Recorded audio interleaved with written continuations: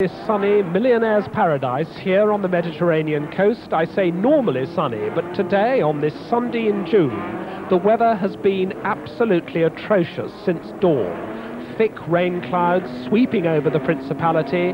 The tops of the skyscrapers of luxury flats and hotels are out of sight in the mist. The yachts are bobbing uneasily up and down on a swell in the harbour, and it looks as though the rain is here to stay. The track, the 2-mile twisting bumpy circuit, the tightest and most glamorous in the Grand Prix calendar, is very wet and very treacherous.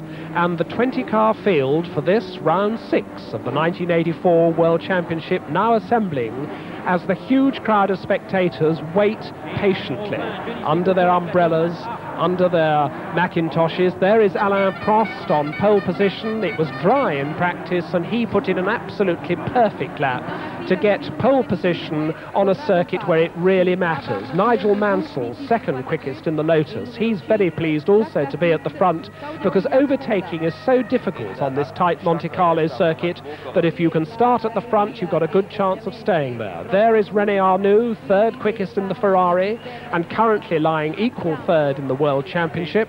Alongside him, his own teammate, Michele Alboreto, who's won the only Grand Prix he's finished in the points this year. That was in Belgium. He's had a lot of bad luck the rest of the time. He was quickest on the first day. Derek Warwick, equal third in the World Championship with the Renault, fifth quickest in practice, looking up through the umbrellas at this lowering sky, and he's got his own teammate alongside, Patrick Tambay, in the other Renault. So 2 Ferraris on the second row, 2 Renaults on the third row. Tambay worried about visibility. He's asking for something to clean his visor with, and we've got a delayed start for an extraordinary reason. In the tunnel, the track is dry. It's so wet everywhere else that the drivers say that the change of surface from wet to dry and then from dry back to wet on the fastest part of the track, they're doing 165 miles an hour when they come out of that tunnel, is too serious. So they've got a fire tender in the tunnel. It's soaking the road, and while that goes on, the start has been delayed. But now, 15 minutes late, we've got the order to start engines. The track is being cleared, and we're wondering just how long this race is going to last, because the rules say that 2 hours is the maximum length. It's meant to be 77 laps, but if this weather keeps on, they're not going to be able to average a sufficiently high speed to be able to get through the 77 laps before the 2 hours is up. So nobody quite knows how long this race is going to last.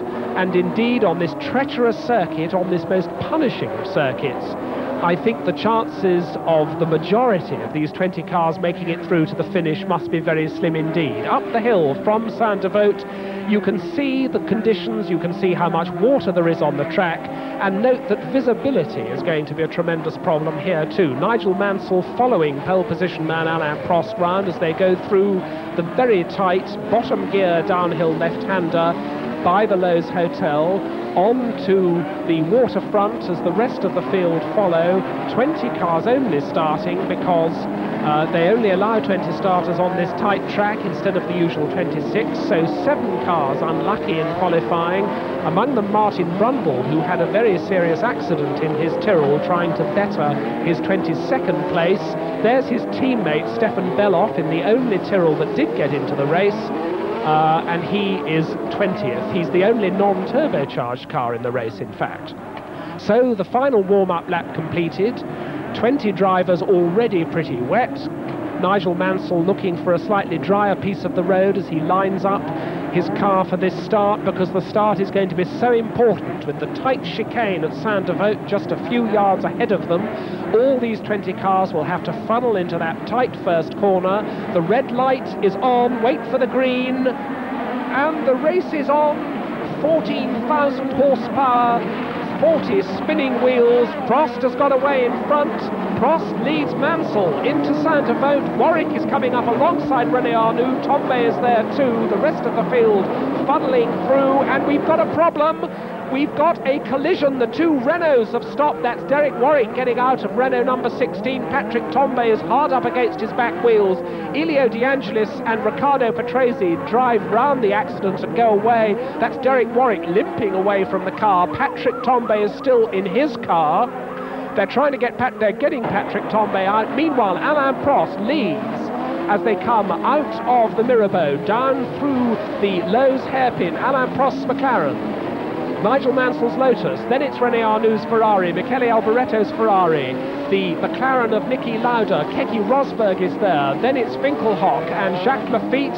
Somebody's lost a nose cone up the hill in a minor collision coming out of the Mirabeau. That, I think, was François Hainaut in the Ligier, but the rest of the field funneling through. Already S.Bellof's moving up, but now let's see this accident again. And there you see the red Ferrari and the yellow Renault absolutely side by side, and Derek Warwick is pushed to one side by René Arnoux. He has absolutely nowhere to go. He's hard into the barriers, and then cruel luck for the Renault team. His own teammate Patrick Tambay goes in there with him, and Tambay now out of the car, and I think he has a leg injury also. They're carrying him to a stretcher, in fact. Patrick Tambay on the stretcher. Meanwhile, a disconsolate Derek Warwick, there he is with his crash helmet off, looking pretty astonished and wondering what on earth happened. But that was two cars trying to use the same piece of road at once. René Arnoux got away scot-free, and there he is in third place, number 28, Arnoux, his own teammate 27, Alboretto, in fourth place, but Alain Prost storming away up the hill on the second lap, over the brow and into the Casino Square, plumes of spray from his wheels. It's Nigel Mansell drinking his spray in second place, Prost making a little bit of a break over the brow, out of Casino Square, down past the tip-top bar, now gently on the brakes for the tight Mirabeau hairpin, tiptoeing through these puddles, out of Mirabeau, down to Lowe's once again for lap 2, and Nigel Mansell seems to be closing a little bit on the McLaren. Nigel Mansell isn't going to let Alain Prost get away, so Prost leads, Mansell second, then the two Ferraris, and Niki Lauda, whoops, a little slither there from the leader. Niki Lauda, the teammate of the leader, is also moving up. So these mighty McLarens are already setting their stamp on the race. There's the tunnel. It's been wetted in there, but it's still pretty dry. Out on the fast part of the circuit, down to the chicane. Alain Prost through this treacherous chicane, using every inch of the road, missing the barrier by inches, and into Tabac now, these ceaseless corners round the swimming pool, and that is Johnny Cecotto in the Tolman. Johnny Cecotto has come to grief, and his car being pushed away. There is poor Patrick Tambay, who looks as though he's in considerable discomfort with that leg injury. A worried gesture there from Derek Warwick to his teammate, but a thumbs up from Patrick Tambay on the stretcher. So Tambay, obviously with considerable discomfort from his leg on the stretcher, but it could have been much worse. Lap 3, over the brow into the Casino Square once again. Let's have a look at this gap between Prost and the Lotus of Mansell. Prost can't afford to go any quicker than he has to, even at this stage, because he's still learning about the surface. Down into Mirabeau once more. And it's between Mirabeau and Lowe's that Lotus seems to catch up. On the brakes, bottom gear, gently, you've got 700 horsepower going through your back wheels, and it all comes in a bit suddenly with a turbocharged engine. You don't want to be clumsy with the throttle, or you can be in the barriers before you know what's happened. And of course, at Monte Carlo, unlike almost any track elsewhere in the world, a slight mistake, which might just cost you half a second on any other track that has wide verges and runoff areas, can spell disaster here. 2.3 seconds, the gap between Prost and Mansell at the end of lap 2. Still the Ferraris in third and fourth places, still Prost skating along those barriers coming out of the chicane.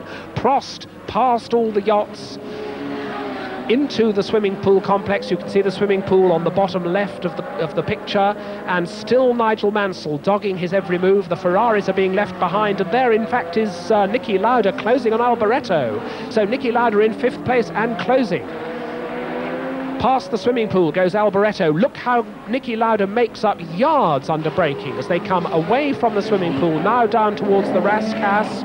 A left-hander leading into a very tight right-hand hairpin. Alboretto and Lauda out of Rascasse as the leader goes over the start-finish line to start lap 4. There is Nigel Mansell, still close in second place. Then this long gap before we get René Arnoux.